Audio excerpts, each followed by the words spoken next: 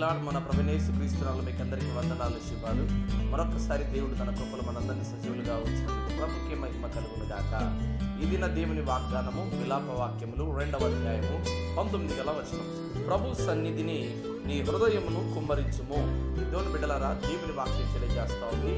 ప్రభు యొక్క సన్నిధానంలో మన హృదయాన్ని కుమ్మరించేటువంటి స్థితిలోకి రావాలి అని దేవుని వాక్యం హెచ్చరిస్తూ ఉంది.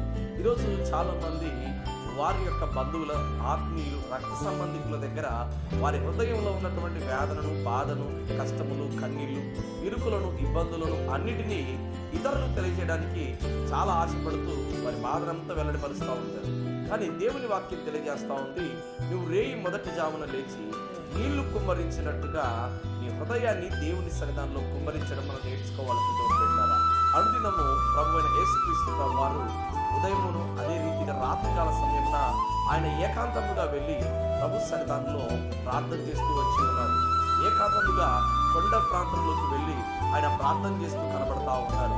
అదే రీతిగా మనం ఆలోచన చేస్తే యేసుక్రీస్తు ప్రభువారు పట్టబడుతున్నటువంటి కాలమున అంతకు ముందు కూడా గెత్సెమనేటువంటి తోటలో ప్రార్థన చేస్తూ కనబడతా ఉన్నారు. ఈరోజు నీవు ఆదివారం దేవుని మందిరంలో ప్రార్థన చేసేటువంటి స్థితిలో కనబడుతుంటున్నావా? దేవుని మందిరంలో నీ హృదయాన్ని కుమ్మరించే స్థితిలో ఉంటున్నావా? ఒక్కసారి నేను పరిశీలన చేసుకుంటుంది అంటున్నా.